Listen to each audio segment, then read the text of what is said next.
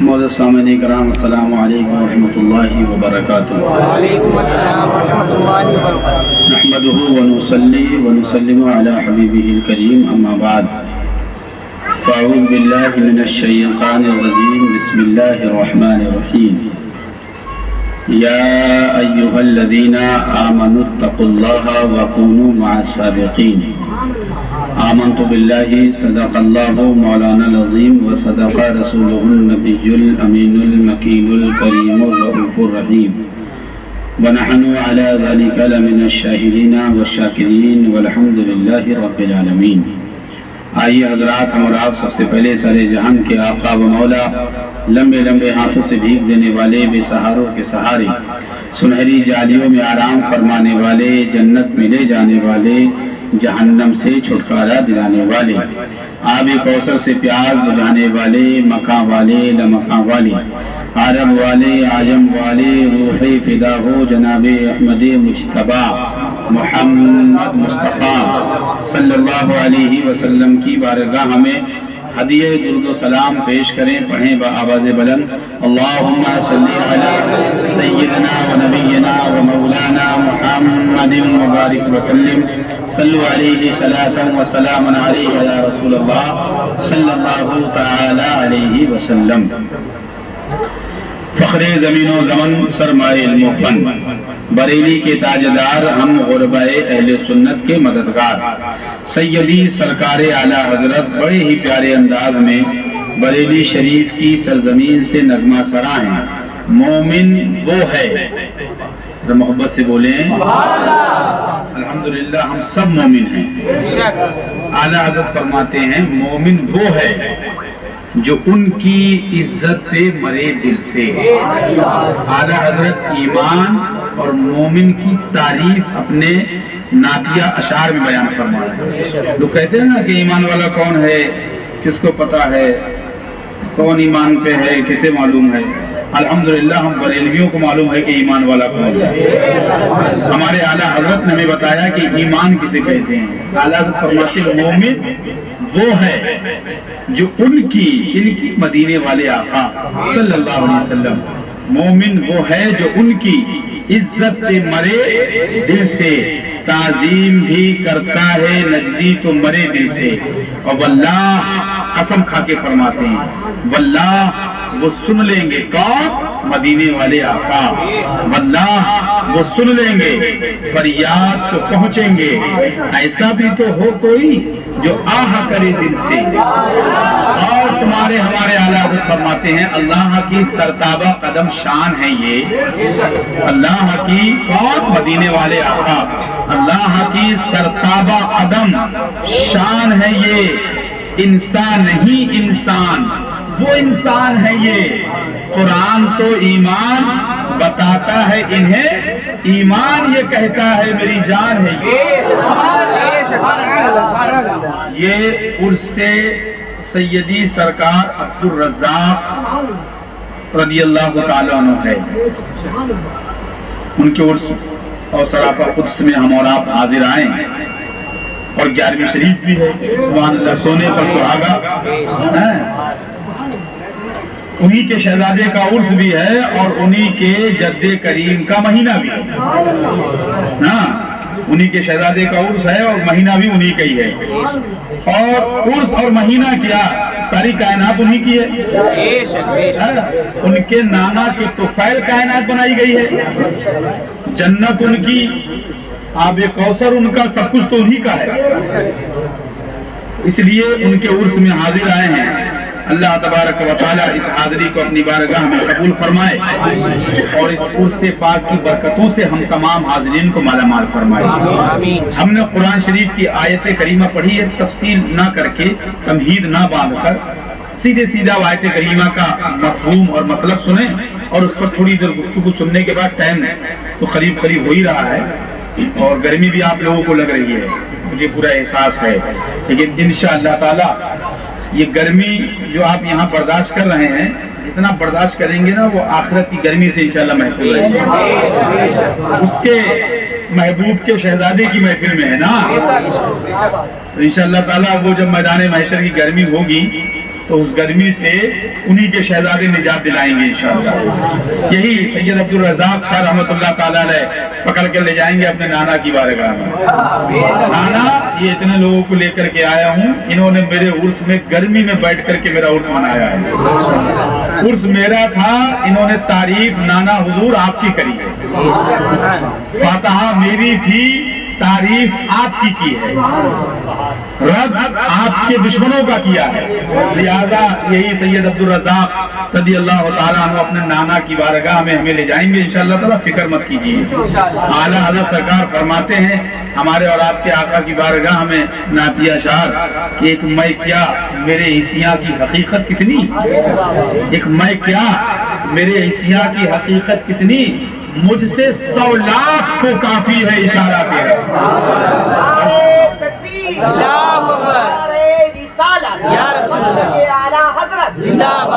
ہمارا تو کام انشاءاللہ وہاں اشاروں میں ہوگا۔ ہاں مریں گے وہ کہ جو بے بس کہتے تھے، محتاج کہتے تھے، یا معاذ اللہ ہمارے آقا کو جاہل کہتے ہیں، معاذ اللہ ان پڑھ کہتے ہیں، معاذ اللہ خبیث، مریں گے وہ انشاءاللہ تعالی۔ ہمارا کام تو اشاروں میں ہو جائے گا۔ ہمارے غوث پاک رضی اللہ تعالیٰ عنہ ہمارے لیے ہیں، عبدالرزاق شاہ بابا رحمۃ اللہ علیہ ہمارے لیے ہیں، اعلیٰ حضرت رضی اللہ تعالیٰ عنہ ہمارے لیے ہیں، مفتی اعظم ہند ہمارے لیے ہیں، ہماری شفاعت کے لیے۔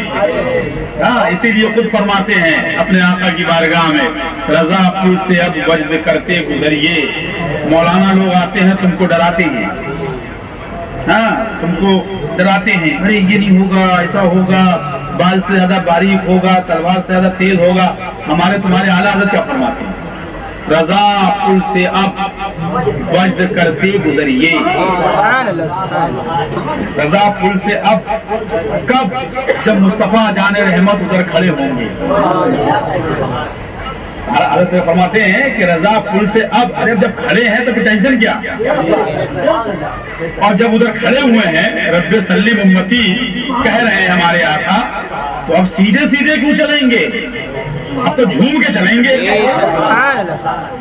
اور ان مولویوں کو دکھائیں گے دیکھو یہی تو وہ پل صراط ہے جس کو تم کہتے تھے کہ بال سے زیادہ باریک ہے، تلوار سے زیادہ تیز ہے، دیکھو اسے پر اعلیٰ حضرت جھومتے ہوئے جا رہے ہیں، اعلیٰ حضرت جھومتے ہوئے جا رہے ہیں اسی پل صراط پر۔ تو دھراوی کے مسلمان دیکھیں گے ارے ہمارے اعلیٰ حضرت جا رہے ہیں، اور انشاءاللہ تعالیٰ ان کے طفیل ہم بھی جھومتے ہوئے جائیں گے انشاءاللہ۔ بس شرط یہ ہے کہ ایمان کے ساتھ دنیا میں رہو اور ایمان بچا کر لے کر قبر میں چلے جاؤ، تب تمہارا یہ حال ہوگا۔ ہاں تب یہ حال ہوگا کہ پل صراط سے گزرو گے نا تو وجد کھاتے ہوئے گزرو گے، جھومتے ہوئے جاؤ گے انشاءاللہ۔ ہاں وہاں پر بھی بہت سارے مولوی فتویٰ لگانے لگے ہیں، جھوم رہے ہیں، ناچ رہے ہیں۔ آج کل جو ہے مولانا لوگوں کے فتوے اسی پہ لگتے ہیں، جھوم رہے ہیں، ناچ رہے ہیں، یہ کر رہے ہیں، اور وہاں انشاءاللہ تعالیٰ اعلیٰ حضرت بھی جھومیں گے پل صراط پر، اور اعلیٰ حضرت کے ماننے والے بھی جھومتے ہوئے جائیں گے انشاءاللہ۔ اس لیے فرماتے رضا پل سے اب کب؟ جب مصطفیٰ جان رحمہ ادھر کھڑے ہوں گے۔ رضا پل سے اب وجد کرتے گزریے، کیوں کہ ہے رب سلم، محبت سے بولے نماز پہ بھروسہ کر کے نہیں چلنا ہے۔ اعلیٰ حضرت سے بڑا کوئی نمازی تھا؟ نہیں بتائیے، بغیر امامے کے آپ کوئی فرض نماز نہیں پڑھا کرتے تھے، بغیر امامے کے۔ کسی نے سوال کیا حضور ایک امام ہے مسجد کا، سر میں درد ہوتا ہے، اعلیٰ حضرت کی باتیں کرنے میں مزہ آتا ہے نا، چہرے سے سمجھ میں آ جاتا ہے، جب اعلیٰ حضرت کا نام آتا ہے تو الحمدللہ سنیوں کا چہرہ کھل جاتا ہے۔ سوال ہوا کہ حضور ایک امام صاحب ہیں، فرض پڑھاتے ہیں امامے کے ساتھ اور سنت میں امامہ اتار دیتے ہیں۔ ہم نے پوچھا کہ آپ امامہ کیوں اتار دیتے ہیں؟ تو انہوں نے جواب دیا کہ میرے سر میں درد ہونے لگتا ہے اس لیے میں اتار دیتا ہوں۔ ہمارے اعلیٰ حضرت جواب دیتے ہیں کہ سر کا درد ایک ایسا درد ہے جو انبیاء و مرسلین کو ہوا کرتا ہے۔ سر کا درد ایسا درد ہے کہ جو انبیاء اکرام کو ہوا کرتا تھا، اور ایک اللہ والے کو سر میں درد ہوا، پوری رات سجدے میں رہے،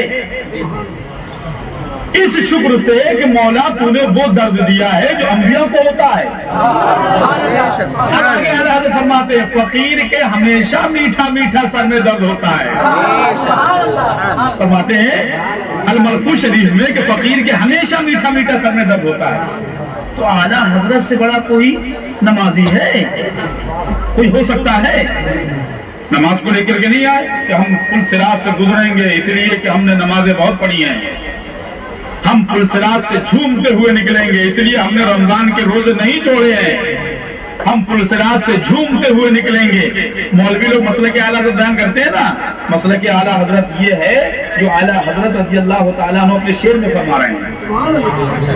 یاد رکھنا مسلک اعلیٰ حضرت یہ ہے، نہ رضا پل سے اب وجد کرتے گزریے کیوں کہ ہے رب سلم صدائے محمد۔ اعلیٰ حضرت رضی اللہ تعالیٰ عنہ کو نہ آپ اپنی نماز پر ناز، نہ اپنے زہد و تقوی پر ناز، نہ اپنے علم و فضل پر ناز کس پر ہے؟ اس پر کہ ہمارے آقا ادھر کھڑے ہیں، نہ ہمارا علم ہمیں بچائے گا، نہ ہمارا زہد و تقوی ہمیں بچائے گا، نہ ہمارا علم و فضل ہمیں بچائے گا، نہ ہماری مفتیت ہمیں بچائے گی، نہ ہماری امامت ہمیں بچائے گی، نہ ہماری قابلیت ہمیں بچائے گی۔ بچائے گا تو مصطفیٰ جان رحمت کا کرم بچائے گا۔ ہمارے آقا صدائیں لگاتے ہوں گے رب سلم امتی، اور محبوب اتنا فرمائیں گے ہم جیسے گناہگار پل صراط سے جھومتے ہوئے نکلیں گے۔ اسی لیے فرماتے ہیں کہ رضا پل سے اب وجد کرتے گزریے کہ ہے رب سلم صدائے محمد صلی اللہ علیہ وسلم۔ تو یہ جو گرمی میں بیٹھے ہو نا، انشاءاللہ تعالیٰ ٹینشن نہ لو، اس گرمی کا بھی اجر جو ہے صاحب عرس عبد الرزاق رضی اللہ تعالیٰ عنہ تمہیں میدان محشر میں اپنے نانا سے دلائیں گے انشاءاللہ۔ آگے آ جاؤ۔ ماشاءاللہ کافی لوگ دور دراز سے چلے آئے، بارش ہو رہی ہے، موسم برسات کا ہے۔ مظفر بھائی بیچارے اندھیری سے آ گئے، بتائیے ماشاءاللہ۔ یہ آ کیا گئے عبد الرزاق شاہ بابا رحمۃ اللہ علیہ نے بلا لیا، اور انشاءاللہ تعالیٰ ہر سال عرس میں بلائے سرکار انشاءاللہ تعالیٰ۔ اور تو یہ گرمی انشاءاللہ ٹینشن مت لیجئے، اس گرمی کا اجر بھی انشاءاللہ ہمیں ملے گا۔ تو ہم آیت کریمہ ہم نے تلاوت کی ہے، اللہ تبارک و تعالی جل مجدہ الکریم قرآن مجید میں ارشاد فرماتا ہے یا ایھا الذین آمنوا اتقوا اللہ وکونوا مع الصادقین۔ ذہن بالکل حاضر رکھیے گا، توجہ سے سنیے گا آیت کریمہ کا مفہوم، اس کا مطلب، اور اس پر تھوڑی سی ہم گفتگو کریں گے اسی کے ضمن میں۔ اللہ فرماتا ہے اے ایمان والو اللہ سے ڈرو، اتقوا اللہ اللہ سے ڈرو، وکونوا مع الصادقین اللہ سے ڈرنے کے بعد سچوں کے ساتھ ہو جاؤ۔ ابھی آپ یہ سمجھیے کہ آپ بیٹھ کر کے پڑھ رہے ہیں، کوئی جلسہ یا کوئی تقریر نہیں ہو رہی، ایسے آپ ذہن بنائیے تبھی آپ کے سمجھ میں آئے گی، اور چیزوں کو یاد رکھنے کی کوشش کریے۔ جب اتنی محفلیں ہم کرتے ہیں، اتنی تقریریں سنتے ہیں کہ اگر ہم ہر تقریر سے دو چار چار باتیں یاد کر لیں تو ہم خود اچھے خاصے جو ہے وہ عالم اور مولانا بن جائیں، ہے کہ نہیں؟ اتنی تقریریں ہم اور آپ سنتے ہیں، آپ لوگ سنتے ہیں موبائلوں میں، جلسوں میں۔ تو ذہن یہ بنائیے کہ ہم جو کچھ بھی سنیں گے اس میں کچھ نہیں تو کم سے کم 5 چیزیں تو پنجتن کی نسبت سے یاد کریں گے انشاءاللہ۔ پنجتن پاک کی نسبت سے 5 چیزیں تو 5 پوائنٹ تو اس کے اندر ہم اپنے ذہن میں یہاں سے لے کر کے انشاءاللہ جائیں گے۔ یہ ذہن بنا لیا۔ اللہ کیا فرماتا ہے اے ایمان والو یا ایھا الذین آمنوا اتقوا اللہ اللہ سے ڈرو۔ شروع ہی میں اللہ نے ایمان کی قید لگا دی، اس کو توجہ سنیے گا، ایمان کی قید لگا دی، ایمان والو اللہ سے ڈرو۔ اتقوا اللہ اللہ سے ڈرنے کا مطلب کیا ہے؟ اللہ سے ڈرنے کا مطلب میں آپ کو سادے انداز میں بتا دوں، عام فہم انداز میں، آپ کے اپنے انداز میں۔ آپ نماز نہیں پڑھتے تھے اور پڑھنے لگے تو اس کا مطلب کیا ہے؟ آپ اللہ سے ڈرتے ہیں، ہے کہ نہیں؟ آپ روزہ نہیں رکھتے تھے، کسی امام صاحب نے، عالم صاحب نے یا کسی مفتی صاحب نے آپ کو سمجھایا کہ بھائی نماز روزہ رکھا کرو، رمضان کا مہینہ ہے، آپ روزہ رکھنے لگے تو گویا اس کا مطلب یہ ہے کہ آپ اللہ سے ڈرتے ہیں۔ آپ زکات نہیں دیتے تھے رمضان شریف میں یا رمضان شریف کے علاوہ، لیکن کسی نے آپ کو بتایا سمجھایا تو آپ زکات نکالنے لگے اپنے مال میں سے، اپنے روپیے پیسے میں سے، آپ صاحب استطاعت ہیں، آپ زکات نکالنے لگے، تو اس کا مطلب یہ ہے کہ آپ اللہ سے ڈرنے لگے ہیں۔ آپ صاحب استطاعت تھے، آپ حج کرنے نہیں جا رہے تھے، کسی نے سمجھایا بتایا آپ کو اللہ کے پیارے محبوب صلی اللہ علیہ وسلم کا کرم ہوا، اللہ کا کرم ہوا، اس کے محبوب کی عطا سے آپ کو توفیق ملی حج کی، آپ حج کرنے چلے گئے، آپ حج کریے آئے۔ گویا حج کا مطلب یہ ہے کہ آپ اللہ سے ڈرتے ہیں۔ آپ اپنی زبان میں انہی چیزوں کو سمجھ لیجئے کہ یہ چیزیں اللہ سے ڈرنے والی ہیں۔ اگر آپ یہ نہیں کرتے تھے اور آپ کرنے لگے تو اس کا مطلب یہ ہے کہ یہ اللہ سے ڈرنا ہے۔ اب آپ اجمالی طور پہ سن لیجئے، نماز پڑھنا اللہ سے ڈرنا، روزہ رکھنا اللہ سے ڈرنا، زکات دینا اللہ سے ڈرنا، حج کرنا اللہ سے ڈرنا، یہ تو نیک کام ہے جو اللہ سے ڈرنے کی دلیل ہے۔ اب آپ گناہ میں آ جائیے، جھوٹ نہیں بولنا اللہ سے ڈرنا ہے، چغلی نہیں کرنا اللہ سے ڈرنا ہے، زکات نہیں جھوٹ چغلی نہیں کرنا اللہ سے ڈرنا ہے، شراب نہیں پینا اللہ سے ڈرنا ہے، زنا کرتا تھا زناکار تھا توبہ کر لی آج کے بعد زنا نہیں کروں گا، یہ کیا ہے؟ اللہ سے ڈرنا ہے، چوری کرتا تھا توبہ کر لی کہ آج کے بعد چوری نہیں کروں گا، یہ اللہ سے ڈرنا ہے۔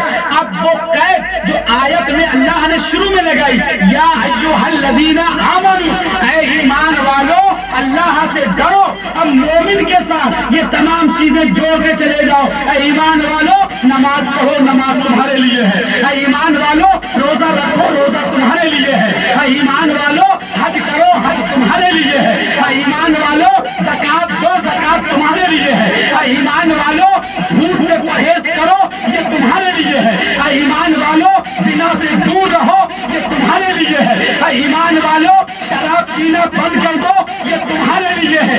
ایمان کی قید لگا کر کے اللہ نے یہ بتا دیا کہ جتنی بھی نیکیاں ہیں وہ سب مومنوں کے لیے ہیں، جتنا بھی ثواب ہے وہ سب مومنوں کے لیے ہے، جتنا بھی اجر ہے وہ سب مومنوں کے لیے ہے۔ نماز کا اجر اگر کسی کو ملے گا تو وہ مومن ہے، روزے کا اجر اگر کسی کو ملے گا تو وہ مومن ہے، حج کا ثواب کسی کو ملے گا تو وہ مومن ہے، زکات کا ثواب اگر کسی کو ملے گا تو وہ مومن ہے، حج کا ثواب اگر کسی کو میدان محشر میں دیا جائے گا تو وہ مومن ہے۔ اگر جھوٹ سے پرہیز کر رہا ہے اس کا ثواب اگر ملے گا تو وہ کون ہے؟ وہ مومن ہے۔ اگر شراب جوا سے پرہیز کرتا ہے اور اس کا ثواب جو اس کو دیا جائے گا وہ مومن ہے۔ پتہ کیا چلا کہ نیکیوں کی بنیاد ایمان پر ہے کہ اگر آپ کا ایمان ہوگا تو آپ کو نیکی کا ثواب دیا جائے گا۔ اللہ اکبر، یا رسول اللہ،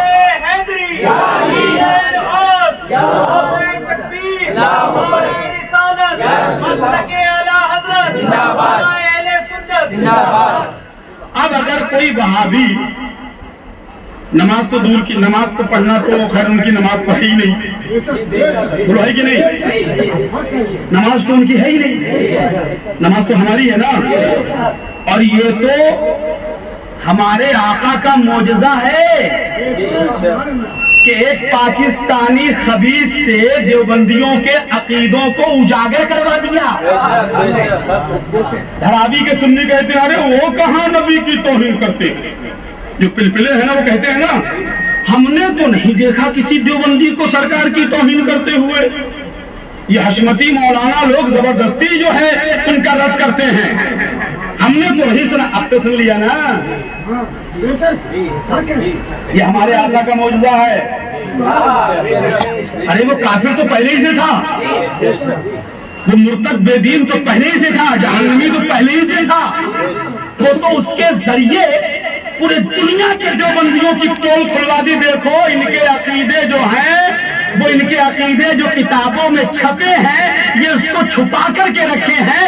صحیح معنوں میں عقیدے ان کے یہی ہیں کہ نبی معاذ اللہ مر کے مٹی میں گر گیا، نبی ان پڑھ تھے معاذ اللہ رب العالمین۔ ان کے عقیدے یہی ہیں جو ان کی کتابوں میں ان کے مولوی لکھ کر کے مر گئے، جہنم چلے گئے۔ ان کے عقیدے یہی ہیں، یہ تاریخ مردود کے ذریعے ہمارے آقا نے ہم اہل سنت کو بتا دیا، یہ کھل گیا۔ राज खुल गया, वरना छुपे हुए थे। और देवबंदी वहाबी लोग भी उसके रब में आ गए। वो क्यों आए? इसलिए अरे तो पोल खोल रहा है, ये तो पोल खोल रहा है। अकीदे उनके यही हैं, यही हम तुमको तकरीरों में बताते हैं। इनके अकीदे यही है जो इनकी किताबों में लिखे हुए हैं, इनके मौलवियों ने छापे हैं। तुम्हारे आका की शान में तौहीन, तुम्हारे नबी को मर के मिट्टी में मिलने वाला लिखने वाले, ये इस्माइल दहलवी जिसने लिखा नमाज में नबी का ख्याल आ जाए तो नमाज बातिल है माज़अल्लाह, बैल और गधे का ख्याल आ जाए तो नमाज हो जाएगी माज़अल्लाह। तो अल्हम्दुलिल्लाह नमाज तो सुन्नियों की है, अहले सुन्नत के लिए है। वहाबियों को तो अगर वो जिना करें तो गुनाह ही है, वो ना भी करें तो कोई सवाब नहीं है, वो झूठ बोले तो झूठ है, और कहीं झूठ से अगर बच भी जाए तो उसकी नेकी उनके लिए नहीं है। क्यों?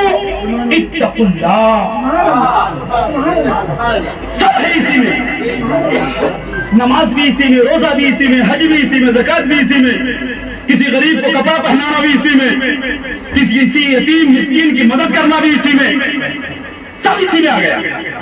झूठ से बचो, चोरी से बचो, चुगली से बचो, गीबत से बचो, किसी का माल मत हड़पो, मुसलमान को ना सताओ, किसी को नाजायज ना हक ना सताओ। तमाम हुकूकुल इबाद के मसाइल और हुकूकुल्लाह सब इत्तकुल्लाह में है। अरे सब इत्तकुल्लाह में आ गए तो इत्तकुल्लाह से पहले क्या है? या अय्युहल्लज़ीना आमनू। तो जब ये क्लियर हो गया कि सब मुसलमानों के लिए है, मोमिनों के लिए है, अब हम यूं कह लें कि ये सब कादरियों के लिए है, ये सब चिश्तियों के लिए है, ये सब सोहरवर्दियों के लिए है, ये सब नक्शबंदियों के लिए है, ये सब बरकातियों के लिए है, ये सब रजनियों के लिए है, ये सब हशमती और नूरियों के लिए है, ये हम सब अब्दुल रज़्ज़ाक़ शाह रहमतुल्लाह अलैह के गुलामों के लिए है, उनके आए हुए उसमें ज़ाहिरीन के लिए है, सब उन्हीं के लिए। अल्लाहु अकबर, या रसूल अल्लाह, जिंदाबाद जिंदाबाद। गर्मी तो नहीं लग रही है ना? अब इंशाअल्लाह गर्मी नहीं लगेगी। वो मोमिन क्या जिसको गर्मी ना लगे? जब तुम्हें गर्मी लगेगी तभी तो दूसरों की गर्मी निकलेगी, क्योंकि गर्मी निकालने के लिए गर्मी चाहिए। और अल्हम्दुलिल्लाह रज़वी हमेशा गर्म रहते हैं। बात नबी की आ जाए तो हमने बहुत बार कहा है, फिर कहते हैं कॉफी की निकल चुकी है। हाँ, वो उसकी गर्मी निकल गई है। असल में गर्मी तो उसकी पहले की निकली हुई थी, कई लोग उसकी गर्मी निकाल चुके हैं, लेकिन वो कहीं कहीं आदमी क्या होना, डिस्चार्ज जब हो जाता है तो चार्ज होने के लिए भी भागा भागा घूमता है। तो डिस्चार्ज तो पहले ही था, तो ये उसकी हरकतें चार्ज होने के लिए करता है। खैर, खबीसों का नाम तो हमारी महफिलों में जरूरी भी नहीं है, खैर आपने ले लिया। तो गर्मी निकालने के लिए भी गर्मी का होना जरूरी है। और अल्हम्दुलिल्लाह हम तो रज़वी हैं, हम तो रज़वी हैं, हम तो हमेशा गर्म रहते हैं अल्हम्दुलिल्लाह। दुश्मनाने खुदा और रसूल वहाबियों, देवबंदियों, राफ़िदियों की गर्मी निकालने के लिए हमेशा तैयार रहते हैं। तो इंशाअल्लाह ताला गर्मी नहीं लगना चाहिए। इत्तकुल्लाह वकूनू माअस सादिक़ीन। अब इसके बाद क्या है? अब सब चीजें हमारे लिए हैं, है कि नहीं? सब चीज हमारे लिए है। अब आगे अल्लाह फरमाता है वकूनू माअस सादिक़ीन, सच्चों के साथ हो जाओ, सच्चों के। अब ज़हन हाजिर रहे, मैंने जो आपसे कहा ना कि आप ये समझ के बैठिए कि आप पढ़ रहे हैं। अब इत्तकुल्लाह को खोलिए फिर से ताकि आगे समझ में आए। इत्तकुल्लाह को खोलिए, नमाज इसमें, रोजा इसमें, हज इसमें, ज़कात इसमें, झूठ नहीं बोलेंगे, चोरी नहीं करेंगे, जिना नहीं करेंगे, कोई बुरा काम नहीं करेंगे, गुनाह नहीं करेंगे, सब इसमें आ गया। इत्तकुल्लाह में आ गया ना सब। तो एक सवाल कि जब सब इसमें आ गया तब सच्चों की जरूरत क्या है? अरे भाई, इतना सब कुछ करने के बाद तो हम खुद सच्चे हो गए, है कि नहीं? अब वकूनू माअस सादिक़ीन की जरूरत क्या है? इसको समझ में आ रहा है कि नहीं? ज़हन हाजिर रहे। वकूनू माअस सादिक़ीन की क्या जरूरत है? कोई एक मुसलमान है, वो इत्तकुल्लाह पर बिल्कुल फिट है, हर चीज में अल्लाह से डरता है, ہر نیک کام کرتا ہے، برے کام سے پرہیز کرتا ہے، پانچوں ٹائم کی نماز پڑھتا ہے، روزہ بھی رکھتا ہے، اور استطاعت ہونے کے بعد حج بھی کرتا ہے، زکات بھی دیتا ہے، سب کام کرتا ہے، کوئی برائی اس میں نہیں ہے، کوئی برائی نہیں۔ اب اس کو کیا سچوں کی ضرورت ہے؟ ہونا چاہیے؟ عقل تو یہی کہتی ہے کہ نہیں ہونا چاہیے، کیونکہ وہ خود اتنا نیک ہے۔ لیکن نیکوں کو ہی، اچھوں کو ہی، آپ یوں کہہ لو کہ نیکوں کو ہی وَقُولُوا مَعَ الصَّادِقِينَ، سچوں کی ضرورت ہے، یہ صحیح ہے۔ حافظ توفیق صاحب ہیں، یہ حامد بھائی کے ماموں ہیں۔ یہ ایک ایگزامپل دوں، بینک گئے، بینک، آپ کے دھرابی میں کوئی بینک ہوگی، کہاں گئے، 50,000 روپے نکالے۔ اس کو سمجھیے گا کہ سچوں کے ساتھ کیوں، جب ساری نیکیاں ہمارے پاس ہیں تو سچوں کا دامن ہم کیوں پکڑیں، سچوں کا دامن کیوں تھامیں، اللہ والوں کی مزاروں پر کیوں جائیں، اللہ والوں کی سیرت کو کیوں پڑھیں، اللہ والوں کے نقشے قدم پر کیوں چلیں؟ جب ہم خود نیک ہو گئے، جب ہم خود نمازی ہو گئے، جب ہم خود حاجی ہو گئے، نیک ہو گئے، تب نیکوں کے دامن کو تھامنے کی ضرورت کیوں پڑی؟ یہ اس کو سمجھیے گا۔ حافظ توفیق صاحب ہیں کشمکی، ماشاءاللہ، یہ گئے بینک سے 50,000 روپے نکال کے لائے، گھر میں آئے، لاک کھولا، تجوری کا، کباڑ کا، کچھ بھی سمجھ لیجیے آپ اپنے اعتبار سے، کھولا، 50,000 روپے اس میں رکھے اور انہوں نے تالا لگا۔ میں نے حافظ توفیق صاحب کا ہاتھ پکڑا، میں نے کہا حضرت کیا کر رہے ہیں؟ گھر آپ کا، بچے آپ کے، بیوی آپ کی، آپ کی فیملی، تالا کیوں لگایا؟ حافظ توفیق صاحب نے کہا حضرت آپ کون سی دنیا میں جی رہے ہیں؟ یہ پیسہ ہے، پیسہ، اور پیسے کے معاملے میں کسی کے اوپر بھروسہ نہیں کیا جاتا ہے۔ ہم نے کہا حافظ توفیق صاحب آپ نے وَقُولُوا مَعَ الصَّادِقِينَ کا مسئلہ حل کر دیا۔ پیسوں کے معاملے میں آپ کو بیوی پہ بھروسہ نہیں، بچوں پر بھروسہ نہیں، لڑکوں پر بھروسہ نہیں، لڑکیوں پر بھروسہ نہیں۔ ہم ایمان کے معاملے میں کیسے بھروسہ کر لیتے ہیں کہ یہ داڑھی والا ہے، ٹوپی والا ہے، کرتا پاجامہ پہنا ہے۔ ایک بات یاد رکھیے گا، کبھی شیطان غوث اعظم کی شکل میں نہیں آئے گا، کبھی شیطان غریب نواز کی شکل میں نہیں آئے گا، کبھی شیطان مخدوم سمنا کی شکل میں نہیں آئے گا، کبھی شیطان عبدالرزاق شاہ بابا رحمت اللہ علیہ کی شکل میں نہیں آئے گا۔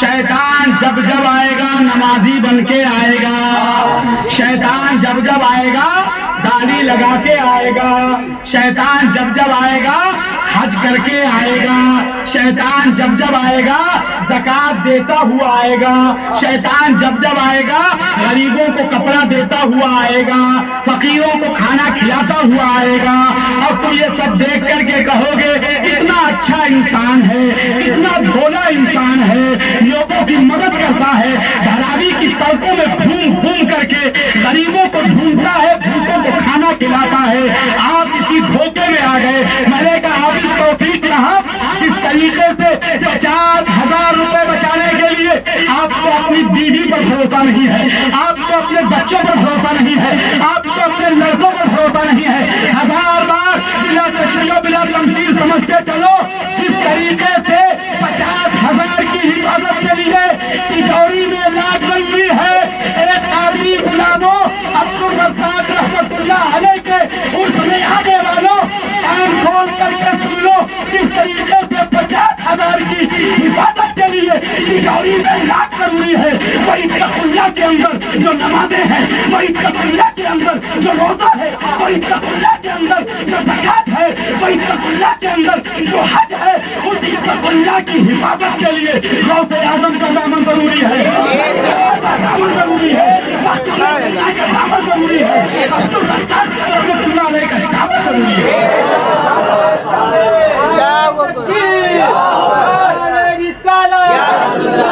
مقدس باطل گا کر خاتمہ، ہم ان کے دامن سے وابستہ ہو جائیں گے तब हमारी नमाजों की हिफाजत होगी।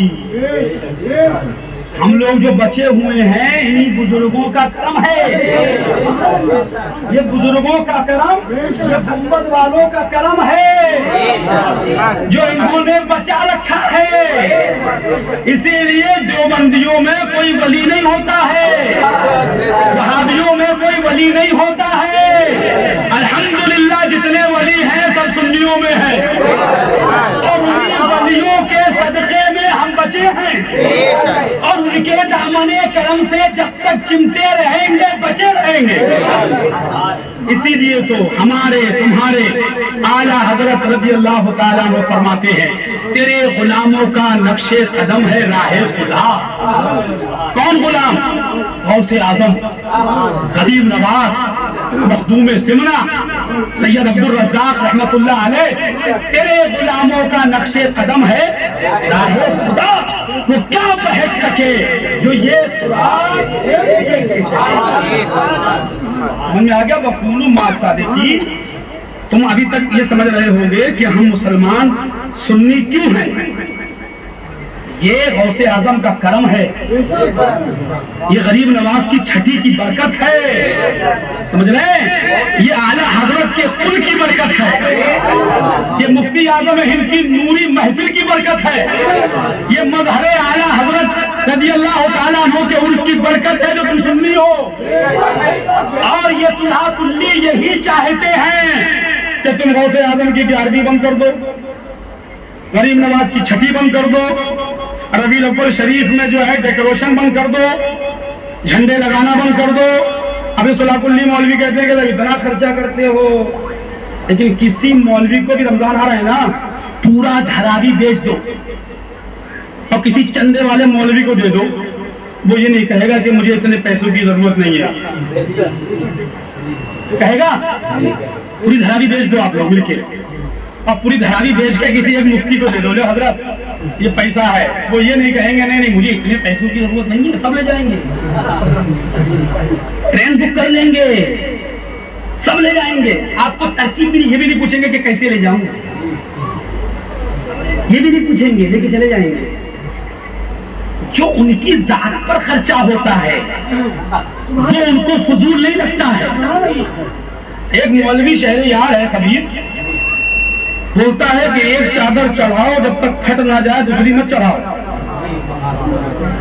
और उस तकरीर में जरा उसका लिबास देखिएगा, अंदर तो बनियान होगी, ऊपर कुर्ता, कुर्ते के ऊपर सदरी, सदरी के ऊपर शेरवानी, उसके ऊपर कई रुमाल डाले हुए। अब सोचो जो 25 ठू कपड़े मौलवी पहनकर और ये कहे मजार पर एक चादर चढ़ाओ, जब तक वो फट ना जाए जब तक दूसरी ना चढ़ाओ, तो ऐसे मौलवी को पकड़ो और कहो कि तू ये 8 कपड़े क्यों पहना है, इसका सबूत कहां से है कि पगड़ी भी है, जुब्बा भी है, जुब्बे के नीचे कुर्ता भी है, उसके ऊपर 2-2 तीसरी तकरीर में आप देखिए कितने कपड़े पहने हुए हैं, कई 2-3 रुमाल तक है, और मेरे ख्याल से कोई मजार की चादर भी है गले में। मतलब मौलाना साहब के ऊपर चादर डालो चलेगा, लेकिन अब्दुल रज़्ज़ाक़ शाह रहमतुल्लाह अलैह की मजार पर चादर नहीं पड़ना चाहिए। माज़अल्लाह गरीब नवाज की मजार पे एक चादर रहे, आला हजरत की मजार पर जिसने मजारों का तकद्दुस बचाया था, जिसने अपनी 14 बरस की उम्र से चादरों और गागरों और उर्सों नियाज फातहा की हिफाजत करी है, मजार पर गुंबद बन रहे हैं, ये आला हजरत का सदका। मजारों पर चादरें चल रही है, ये हमारे आला हजरत का सदका। जिस इमाम ने चादर का तकद्दुस बचाया हो, मजार का तकद्दुस बचाया हो, उसकी मजार पे एक चादर, और ये मुल्ला जी जो है 25 ठू कपड़े पहने रहे। तो ये मौलवियों के हाल है, पूरी धरावी बेच के दे दो तो ये मुल्ला जी ये नहीं कहेंगे कि हमें इतने पैसों की जरूरत है, सब ले जाएंगे ढोके। इल्ला माशाअल्लाह सबके ये हाल नहीं है, जिस दिन सबके ये हाल हो जाएंगे उस दिन कयामत आ जाएगी। तो वकूनू माअस सादिकीन, सच्चों के साथ हो जाओ, ये अल्लाह ने कुरान में फरमाया। अब देखना यह है कि सच्चे कौन है, सच्चे कहाँ जाएं, कहाँ ढूंढे हम, सच्चे हमें कहाँ मिले। अल्लाह रब्बुल इज्जत ने कुरान शरीफ ही में फरमाया, الذین انعم اللہ علیہم من النبیین والصدیقین والشہداء والصالحین. یہ سچے ہیں، یہ سچے ہیں. اور ایک یہ وہابی دیوبندی ہیں جو نماز میں جب کھڑے ہوتے ہیں نماز پڑھتے ہیں نا، یہ بھی نماز پڑھتے ہیں اور نیت باندھتے ہیں. ہماری تمہاری طرح نیت باندھتے ہیں نا. اور سورہ فاتحہ تو پڑھتے ہی ہوں گے، پڑھتے ہیں کہ نہیں؟ پڑھتے ہیں. الحمدللہ رب العالمین الرحمن الرحیم مالک یوم الدین ایاک نعبد و ایاک نستعین اہدنا الصراط المستقیم. جب یہاں پر آتے ہیں تو اللہ سے کہتے ہیں مولا ہمیں سیدھا راستہ دکھا. چونکہ وہ دیکھتے ہیں نا، ان کا ترجمہ ہے دکھا، اور ہمارے اعلیٰ حضرت کا ترجمہ ہے چلا. چونکہ وہ ان کو ابھی دکھا ہی نہیں ہے اس لیے وہ دیکھنے میں لگے ہیں، اور ہمارے اعلیٰ حضرت نے دیکھ لیا اور خود چلے بھی، اور چلنے کے بعد غلاموں کو بتا بھی گئے، غلاموں کو سمجھا بھی گئے کہ تیرے غلاموں کا نقش قدم ہے راہ خدا، تیرے غلاموں کا نقش قدم ہے راہ خدا. وہ کیا پہنچ سکے جو یہ راہ لے کے تیرے راستہ بتا دیا. اسی لیے یہ کہتے ہیں اہدنا الصراط المستقیم، سیدھا راستہ دکھا. اعلیٰ حضرت سرکار فرماتے ہیں اندھے نجدی دیکھ لے. اعلیٰ حضرت نے ان کو اندھا کہا، اسی لیے کہا ہے کہ ابھی تو دیکھ ہی رہے. آنکھ والے کو جب اندھا کہا جاتا ہے یہ ہر آدمی جانتا ہے. آنکھ والے کو جب اندھا کہا جاتا ہے تو جب ہی کہا جاتا ہے جب چیز دکھتی ہو اور وہ دیکھ نہیں پاتا ہو. آپ کوئی سامان کسی سے منگوائے فلاں سامان لے آؤ اور اس کے سامان کے ارد گرد گھوم رہا ہو تو آپ کہتے نہیں کیسا اندھا ہے. آپ اکھیارے کو اندھا کہہ رہے ہیں. تو یہ معاذ اللہ سب کچھ جانتے ہیں. علم غیب مصطفیٰ کو یہ بخاری میں پڑھتے بھی ہیں، پڑھاتے بھی ہیں. یہ قرآن شریف میں نبی کے اختیارات کو پڑھتے ہیں، جانتے ہیں، اس کے بعد بھی اندھے بنے بیٹھے ہیں. اس لیے اعلیٰ حضرت فرماتے ہیں اندھے نجدی دیکھ لے. بخاری میں دیکھ لے جو صبح میں مدرسے میں پڑھاتا ہے دیوبند میں. قرآن شریف میں دیکھ لے نبی کے اختیارات، نبی کا پاور، اللہ کے محبوب کا اختیار. قرآن میں دیکھ لے، حدیث میں دیکھ لے، لیکن پھر بھی اس کو دکھتا نہیں ہے. اس لیے اعلیٰ سرکار فرماتے ہیں اندھے نجدی دیکھ لے قدرت رسول اللہ کی. تو اب یہ کیا کہتے ہیں کہ سیدھا راستہ دکھا. ٹھیک ہے، اچھا سیدھا راستہ کیا ہے؟ سیدھا راستہ کیا ہے؟ اہدنا الصراط المستقیم صراط الذین انعمت علیہم. کسی کا نام تو نہیں ہے نا، لیکن دوسری آیت کریمہ میں الذین انعم اللہ علیہم. سیدھا راستہ ان کا ترجمہ دکھا ان لوگوں کا مولا جس پر تیرا انعام ہے. یہ وہابی کہاں کہتا ہے؟ نماز میں. کہاں کہتا ہے؟ بولو. نماز میں، ہر نماز میں، چاہے وہ واجب ہو، چاہے فرض ہو، چاہے سنت ہو، چاہے نفل ہو، ہر نماز میں کہتا ہے اے مولا ہمیں سیدھا راستہ چلا. الذین انعم اللہ علیہم من النبیین والصدیقین والشہداء والصالحین. مطلب یہی ہوا کہ اے بھابی جب کھڑا ہوتا ہے تو نیت باندھ کے مسجد کے اندر کہتا ہے اے مولا سیدھا راستہ چلا. کس کا؟ اپنے محبوب کا، صدیق اکبر کا، عمر فاروق اعظم کا، عثمان غنی کا، مولا علی کا، اہل بیت کا، صحابہ کا، غوث اعظم کا، غریب نواز کا، مخدوم سرنا کا. اللہ کے حضور کھڑے ہو کر کے سب کو ماننے کا دعویٰ کرتا ہے.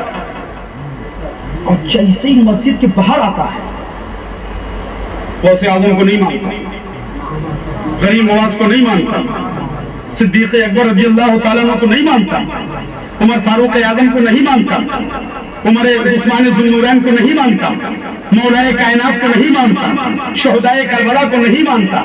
تو جو قوم اللہ کے حضور کھڑے ہو کر 420 کرے، جھوٹ بولے، جو خدا اور رسول کی وفادار نہیں، وہ تمہاری وفادار ہوگی. اللہ تو حضور کھڑے ہیں نا نماز میں، اور وہاں کھڑے ہو کر کے ہر وہابی دیوبندی یہی کہتا ہے نا سیدھا راستہ چلا. قرآن شریف تو پڑھتا ہے نا، مطلب اس کا یہی ہوا ہے نا. کہ مولا ہمیں سیدھا راستہ چلا کن لوگوں کا؟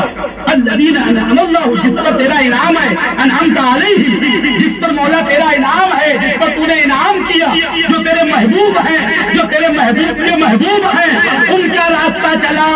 اب باہر نکلتے ہی سارے ولیوں کا انکار، اور پھر یہ کہتے ہیں معاذ اللہ رب العالمین کہ غوث اعظم کو سے مانگنا شرک ہے، یا غوث المدد کہنا شرک ہے، یا خواجہ المدد کہنا شرک ہے۔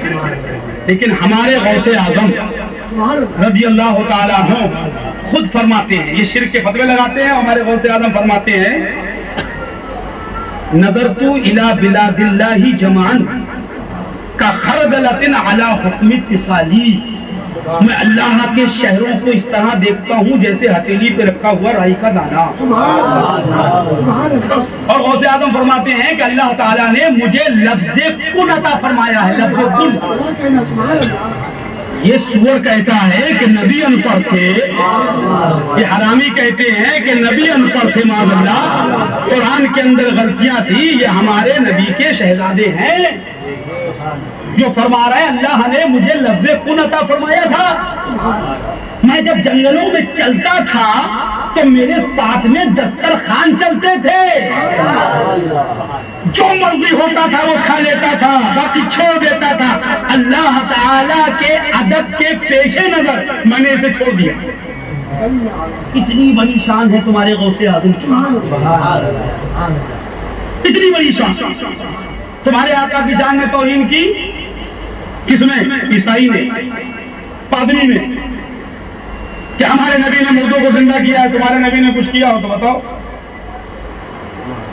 آج کل کے ملا جی بیٹھے رہتے، کتابیں ڈھونڈتے، قرآن شریف کھولتے، حدیث شریف اٹھاتے، ہمارے غوث اعظم ہیں، قرآن ان کے گھر کا، حدیث ان کے گھر کی، کچھ نہیں، اٹھے پہنچنے کے بعد چلے گئے، چل بتا کس کو زندہ کرنا ہے؟ تو میرے نانا کی بات کرتا ہے، تو میرے نانا کی بات کرتا ہے، ارے یہ کام تو ہمارے نانا کے غلام کرتے ہیں۔ یہ غوث اعظم رضی اللہ تعالیٰ عنہ کہ ایک مرید تقریر کر رہے تھے اور اختیار غوث اعظم بیان کر رہے تھے، تو ایک وہابی کھڑا ہوا، وہابی عقیدے کا، وہابی نظریے کا، کھڑا ہوا، کھڑا ہونے کے بعد بولا کہ ڈنڈا رکھ کے بولا، یہ ڈنڈا یہاں رکھا ہوا ہے، تمہارے غوث اعظم میں اتنی طاقت ہے تو بغداد سے آ کر کے میرے کو ماریں۔ اچھا ایک چیز ہے، جہاں ادھر ہوتے ہیں تو ادھر بھی ہوتے ہیں، جیسے ادھر سے اعتراض ہوتے ہیں تو جواب بھی ویسے ہی ادھر سے ہوتے ہیں۔ ایک غلام غوث اعظم کھڑا ہو گیا، تو ڈنڈا جو رکھا تھا اس ڈنڈے کو اٹھایا، بولا یہ چھوٹے چھوٹے کام کے لیے ہمارے غوث اعظم کی کیا ضرورت ہے؟ ارے یہ کام تو بھرابی کے غلام کرتے ہیں، یہ کام تو غلاموں کا ہے، آقاؤں کا یہ کام نہیں ہے۔ غوث اعظم کھڑے ہو گئے رضی اللہ تعالیٰ، فرماتے تو ہمارے نانا کو کہتا ہے؟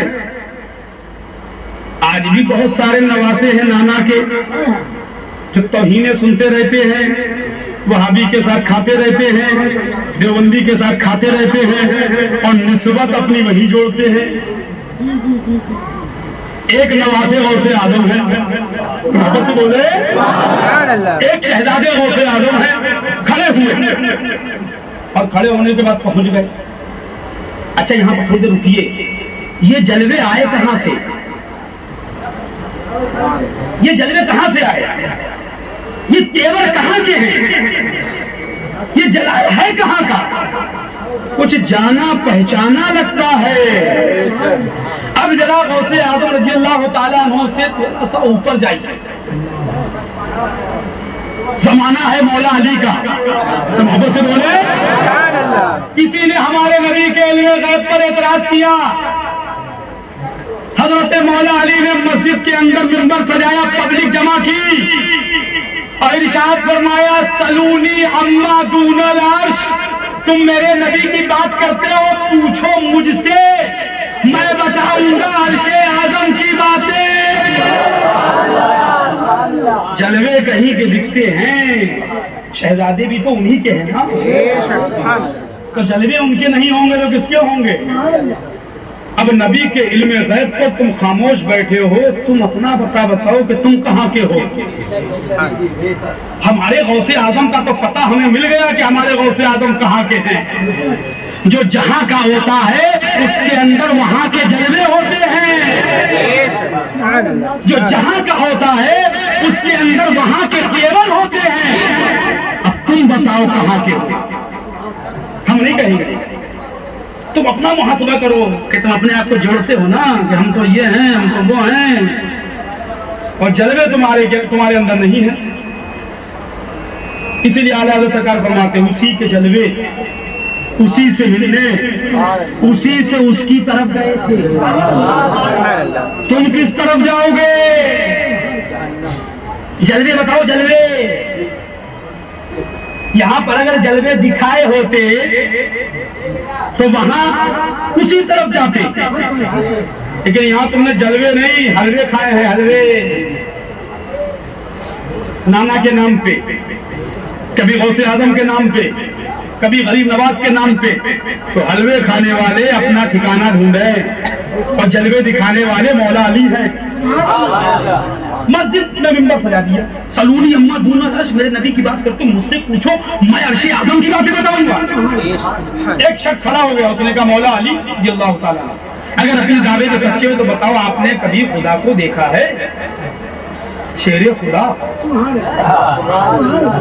جس خدا نے اس کو شیر بنایا تو اس شیر نے اپنے خدا کو نہیں دیکھا ہوگا۔ ارشاد فرماتے ہیں ایک سجدہ کرتا ہوں، دوسرا سجدہ اس وقت تک نہیں کرتا جب تک اپنے خدا کو نہ دیکھ لوں۔ اب جبریل امین آتے ہیں انسانی صورت میں، کہنے لگے اے علی اپنے دعوے میں سچے ہو، بتاؤ جبریل امین اس وقت کہاں ہے؟ مولا علی انا مدینۃ العلم وعلی بابوہا، جس محبوب نے علی کو انا مدینۃ العلم وعلی بابوہا بنایا ہو، انا دار الحکمت وعلی بابوہا بنایا ہو، تو اس کا جواب کیا ہوگا؟ زمین آسمان کو الٹ پلٹ کے دیکھا، زمین آسمان کو الٹ پلٹ کر کے دیکھا اور مسکرا کر کے فرمایا تم ہی تو جبریل ہو۔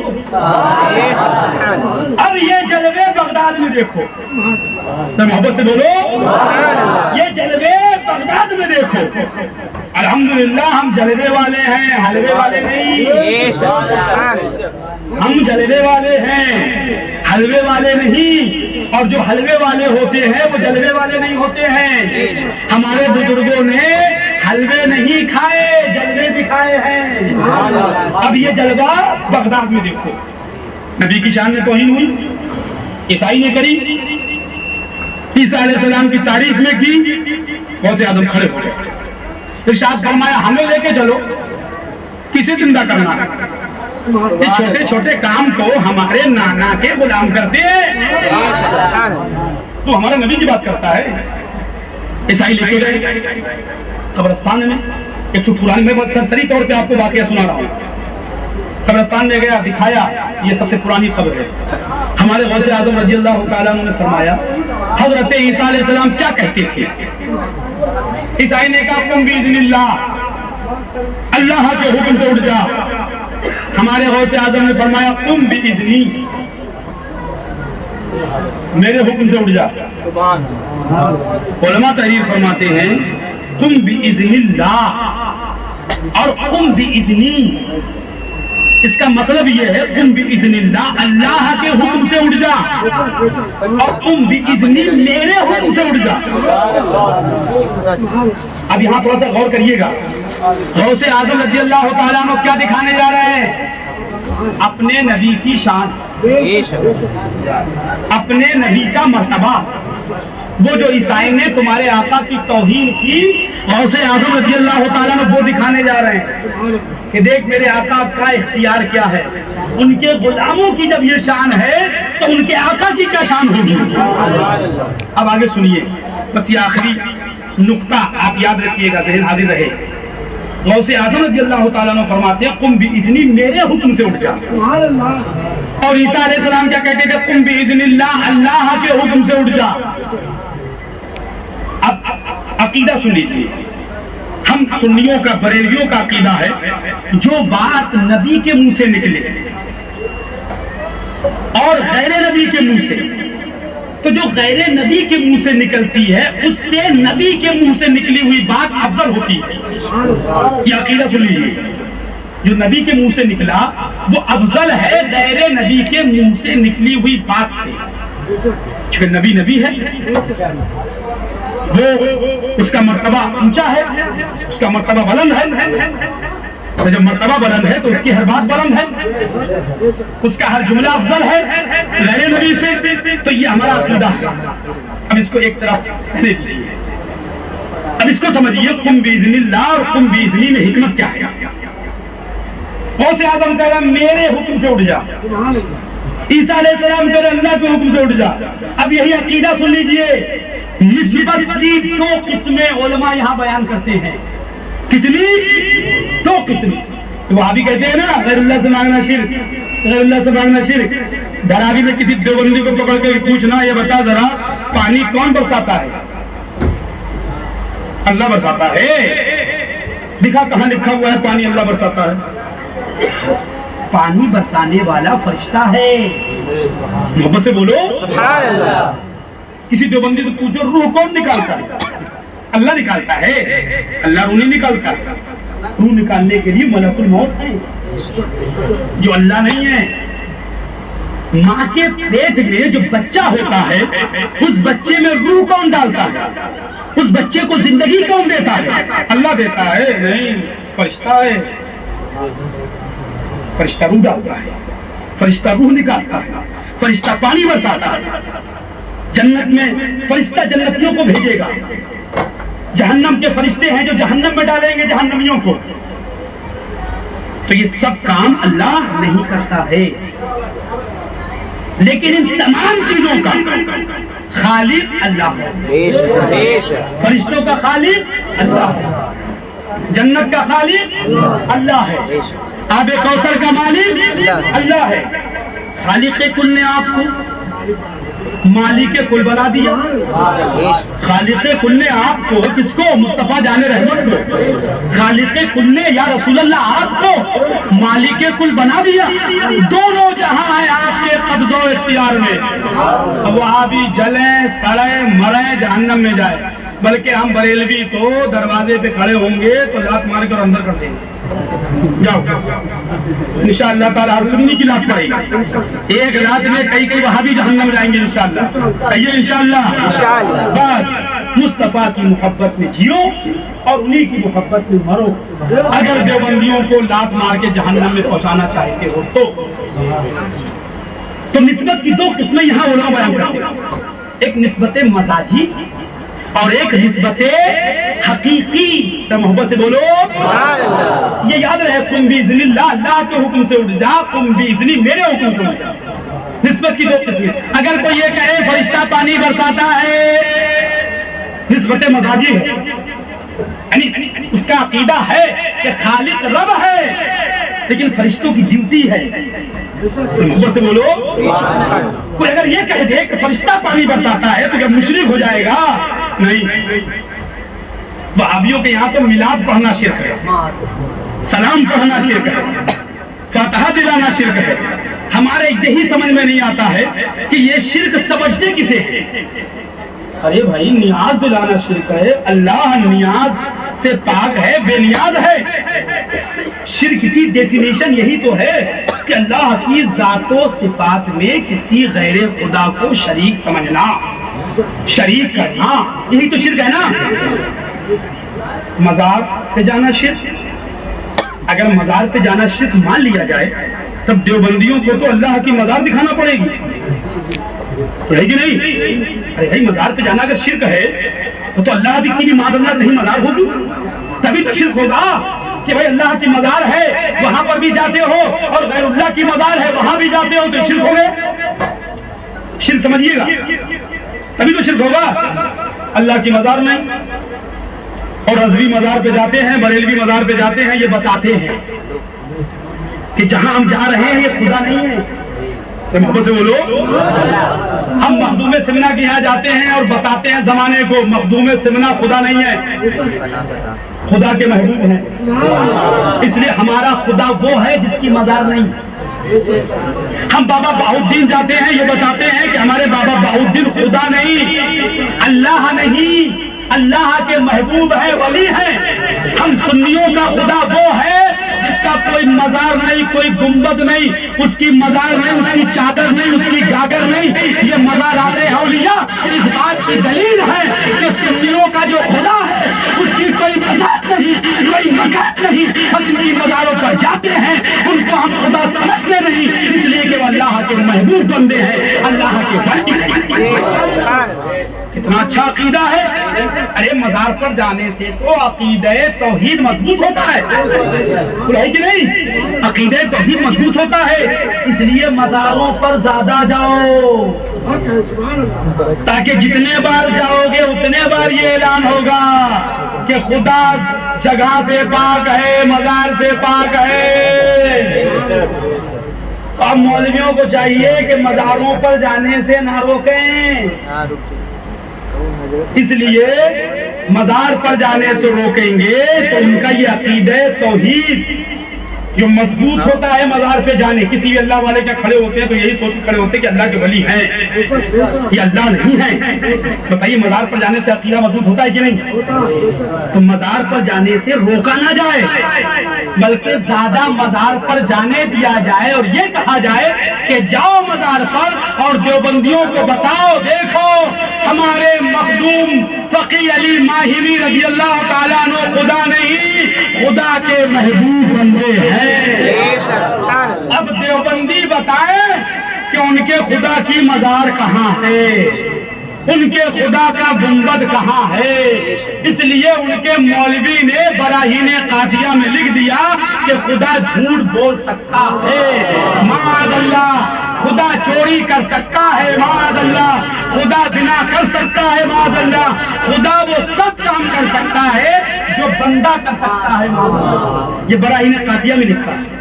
وہ اسی خبیث سور میں جو پاکستانی مولوی ہے, اس کا نام لینا بھی میری سمجھ سے وقت کی بربادی. اس خبیث نے جو لکھا ہے نماز اللہ کہ ہمارے آقا کو ان پڑھ, تو آقا کو ان پڑھ لکھا, وہ تو خدا کو معاذ اللہ زانی لکھ رہے ہیں, خدا کو جھوٹا لکھ رہے ہیں. تو ان کے لیے کیا ہے معاذ اللہ, ان کے لیے تو سب برابر ہے. اسی لیے ہمارے تمہارے اعلیٰ حضرت فرماتے ہیں رضی اللہ تعالیٰ عنہ کہ ان کے ساتھ کھانا حرام, ان کے ساتھ پینا حرام, ان سے سلام کرنا حرام. یہ مر جائیں تو ان کی نماز جنازہ پڑھنا حرام, مسلمان جان کے پڑھ لیا تو کفر ہے. ان کے پیچھے نماز پڑھنا حرام, یہ بیمار پڑ جائیں انہیں دیکھنے جانا حرام, یہ مر جائیں تو ان کو مسلمانوں کے سنیوں کے قبرستان میں دفن کرنا حرام.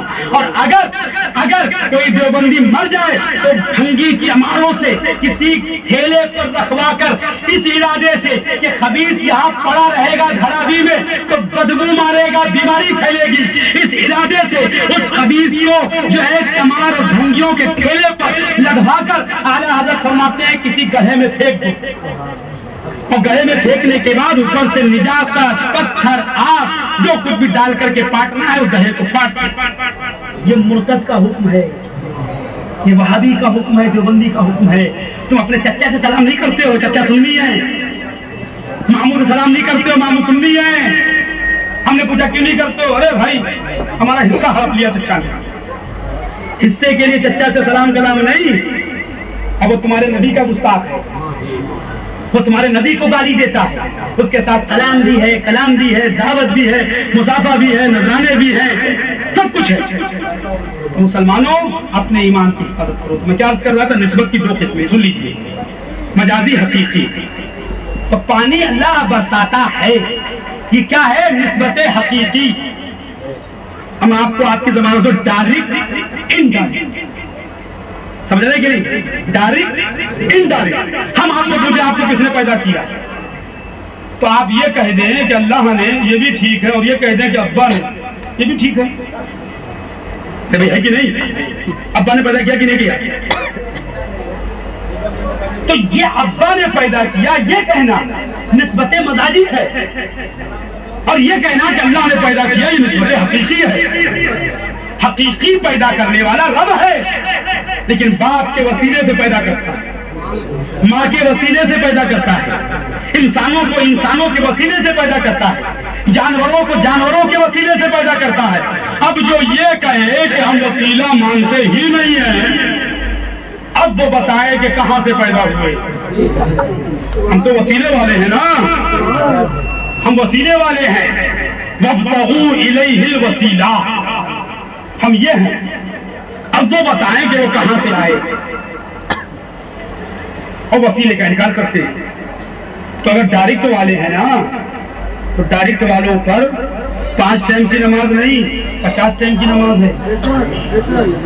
یہ 5 ٹائم کی نماز تو وسیلے والوں ہی کی ہے، یہ 5 ٹائم کی جو ہے نا وسیلے والوں کی نماز ہے۔ وہابیوں کی نماز 50 ٹائم کی ہے، چونکہ لانے والے کو مانتے نہیں، دینے والے کو مانتے نہیں، اور جو دینے والے ہمارے مصطفیٰ ہیں ان سے مانگنا شرک سمجھتے ہیں۔ تو یہ 5 ٹائم کی نماز پڑھنا بھی تو شرک ہے، ابھی ہے کہ نہیں؟ 5 ٹائم کی نماز پڑھنا شرک ہے۔ ارے ایسی کی نماز پڑھ رہے ہو کہ جس کا وسیلہ شرک ہے تمہارے یہاں، اور تم اس کی لائی ہوئی نماز کو پڑھ رہے ہو تو تم مشرک تم خود ہو گئے۔ آج سے وہابی کو صرف کافر ہی نہیں مشرک بھی کہیں گے، سمجھ رہے ہیں؟ وہ مشرک بھی ہیں۔ تو چاہیے کہ وہابی دیوبندیوں کو 50 ٹائم کی پڑھنا چاہیے۔ تو نسبت حقیقی اور مزاجی، ہم چاہیں تو اور بھی بحث کر سکتے ہیں، لیکن ٹائم اجازت نہیں دیتا ہے، تو ہم اس بحث کو پورا کر دیں۔ اور پھر یا ایھا الذین آمنوا اتقوا اللہ وکونوا مع الصادقین کا پورا مطلب آپ کے سمجھ میں آ جائے گا۔ عیسیٰ علیہ السلام کہتے تھے قم بإذن اللہ، میرے حکم سے اٹھ جا۔ غوث اعظم کہتے ہیں میرے حکم سے اٹھ جا، اور عیسیٰ علیہ السلام کہتے ہیں اللہ کے حکم سے اٹھ جا، قم بإذن اللہ، اللہ کے حکم سے اٹھ جا۔ یہ تو عیسیٰ علیہ السلام، اور غوث اعظم کہتے ہیں میرے حکم سے اٹھ جا۔ یہاں بھی نسبت کی 2 قسمیں آپ کریے، نسبت مزاجی اور نسبت حقیقی۔ بات سمجھ آ رہی ہے کہ نہیں؟ بات سمجھ آ رہی ہے نا پوری؟ یاد کر کے جاؤ گے نا انشاءاللہ؟ یاد کر کے جاؤ گے، کسی بھی چوراہے پہ وہابی سے مناظرہ کر سکتے ہو انشاءاللہ، یاد کر لینا۔ اب دیکھو غوث اعظم نے کہا قم بإذنی، میرے حکم سے اٹھ جا، اور عیسیٰ علیہ السلام کہہ رہے قم بإذن اللہ، اللہ کے حکم سے اٹھ جا۔ اب آؤ ایک حدیث قدسی سنو، حدیث قدسی سے اس کا جواب۔ ما زال عبدی یتقرب الی بالنوافل، اللہ فرماتا ہے بندہ نماز نوافل کے ذریعے میری طرف قربت حاصل کرتا ہے، قربت نزدیکی، اور اللہ فرماتا ہے حتی احببتہ، اتنا قریب ہو جاتا ہے، اتنا قریب ہو جاتا ہے، حتی احببتہ، میں اسے اپنا محبوب بنا لیتا ہوں۔ تو محبت سے بولو، اور محبت سے بولو، اپنا محبوب بنا لیتا ہوں۔ آگے اللہ فرماتا ہے وہ میرا محبوب بن جاتا ہے، اور ایسا محبوب بن جاتا ہے کہ اس کا ہاتھ میں بن جاتا ہوں، پکڑنا میرا ہوتا ہے اور ہاتھ اس کا ہوتا ہے، میں اس کا پیر بن جاتا ہوں جس سے وہ چلتا ہے، چلنا میرا ہوتا ہے، پیر اس کا ہوتا ہے، میں اس کی زبان بن جاتا ہوں، بولی میری ہوتی ہے، زبان اس کی ہوتی ہے۔ حضرت عیسیٰ علیہ السلام کا یہ کہنا قم بإذن اللہ، اللہ کے حکم سے اٹھ جا، اور غوث اعظم کا یہ کہنا میرے حکم سے اٹھ جا، ابے غوث اعظم سے بڑا کوئی اللہ کا محبوب ہے؟ غوث اعظم سے بڑھ کر کوئی اللہ کا محبوب ہے؟ اب سنیوں، قادریوں، برکاتیوں، چشتیوں سنو، حتی احببتہ، میرے غوث اعظم کو اللہ نے ایسا محبوب بنا لیا کہ زبان غوث اعظم کی ہے اور اس زبان پر بولنے والا خدا۔ اللہ اکبر، یا رسول اللہ، زندہ آباد۔ حتی احببتہ، وہ ایسے محبوب ہیں، ایسے محبوب ہیں کہ زبان تو غوث اعظم کی ہے اور اس پر بولنے والا خدا ہے۔ تو جو غوث اعظم رضی اللہ تعالیٰ عنہ نے بولا یہ نسبت مزاجی ہے، اور جو عیسیٰ علیہ السلام نے بولا وہ نسبت حقیقی ہے، وہ بھی بھی ہمارے ہیں اور یہ بھی ہمارے ہیں، سب ہمارے ہیں۔ اس لیے مسلمانوں ہمارے غوث اعظم رضی اللہ تعالیٰ عنہ سے مدد مانگنا شرک نہیں، بدعت نہیں، ناجائز نہیں، بلکہ ہم ان سے کچھ مانگتے ہیں تو یہ سمجھ کے مانگتے ہیں کہ یہ عبد القادر جیلانی غوث اعظم رضی اللہ تعالیٰ عنہ اللہ کے محبوب ہیں، اور ایسے محبوب ہیں، ایسے محبوب ہیں، آخر میں سنتے سنتے جائیے غوث اعظم کی محفل ہے، ایسے محبوب ہیں خود فرماتے ہیں میں عبد القادر جیلانی میں جب تک چاہوں نا کوئی مجھ سے محبت نہیں کر سکتا، میں جب تک نہیں چاہوں کوئی مجھ سے محبت نہیں کر سکتا، میرا نام تک نہیں لے سکتا ہے۔ یہ دیوبندی کہتے ہیں ہم لے لیں گے، ابے تجھ سے لیواتا کون ہے؟ تو اس لائق کہاں ہے جو ہمارے غوث اعظم کا نام لے؟ وہ تو ہمارے ہیں اور ہمارے لیے ہیں، وہ ہمارے ہیں اور ہمارے لیے ہیں، اسی لیے ہم ان کا نام پاک لیے ہیں۔ فرماتے ہیں کہ میں وہ ہوں جس نے اپنے وجود کو اپنے جد کریم کے وجود میں فنا کر دیا، اپنے جد کریم کے وجود میں فنا کر دیا۔ اور عبد القادر جیلانی جب تک کچھ کھاتا نہیں ہے، جب تک اس کا رب نہ کہے کہ عبد القادر کھا، حتی احببتہ، یہ ایسے محبوب ہیں۔ فرماتے ہیں کہ جب تک میرا رب مجھ سے یہ نہیں کہتا ہے عبد القادر کھا، اے عبد القادر کھا، اے عبد القادر کھا، تجھے میری قسم، جب تک تیرا رب مجھے اپنی قسم دے کے کھلاتا نہیں، عبد القادر کھاتا نہیں۔ اعلیٰ حضرت اہل سنت ارشاد فرماتے قسمیں دے دے کے کھلاتا ہے پلاتا ہے تجھے، پیارا اللہ تیرا چاہتے والا ہے۔ حتی احببتہ، یہ ایسے محبوب ہیں کہ زبان ان کی ہے اور بولنے والا خدا ہے، ان کی زبان پر تو قم باذنی اور قم باذن اللہ کا مطلب کلیئر ہو گیا۔ اللہ فرماتا ہے یا ایھا الذین آمنوا اتقوا اللہ وکونوا مع الصادقین۔ اب ایمان کی قید نے سنیوں کو کیا کیا فائدے دیے؟ ایمان کی قید اتقوا اللہ مومنوں کے لیے، ایمان کی قید وکونوا مع الصادقین سچوں کا راستہ مومنوں کے لیے۔ اب آپ اپنی زبان میں کہہ لو یا ایھا الذین آمنوا، اے قادریو، اے برکاتیو، اے چشتیو، اے نوریو، اے رضویو، اے حشمتیو، نماز تمہارے لیے ہے، روزہ تمہارے لیے ہے، حج تمہارے لیے ہے، زکوٰۃ تمہارے لیے ہے، وکونوا مع الصادقین صدیق اکبر کا راستہ تمہارے لیے ہے، عمر فاروق اعظم کی سیرت تمہارے لیے ہے، عثمان ذی النورین کی سخاوت تمہارے لیے ہے، مولا علی کی شجاعت تمہارے لیے ہے، غوث اعظم کی ولایت تمہارے لیے ہے، غریب نواز کی چھٹی تمہارے لیے ہے، مختوم سمنا کا مظہر تمہارے لیے ہے، اعلیٰ حضرت کا مسلک تمہارے لیے ہے، مظہر اعلیٰ حضرت کا مشرف تمہارے لیے ہے، اور عبد الرزاق رحمت اللہ علیہ کا عروج تمہارے لیے۔ اور اعلیٰ حضرت کی زبان میں پڑھ لو زمین و زمان تمہارے لیے، مکین و مکان تمہارے لیے، چنین و چنا تمہارے لیے، بنے دو جہاں تمہارے لیے، ہم آئے یہاں تمہارے لیے، اور انشاءاللہ کل قیامت میں اٹھے بھی وہاں تمہارے لیے۔ استغفر اللہ ربی من کل ذنب واتوب الیہ وما علینا الا البلاغ۔ السلام علیکم ورحمۃ اللہ۔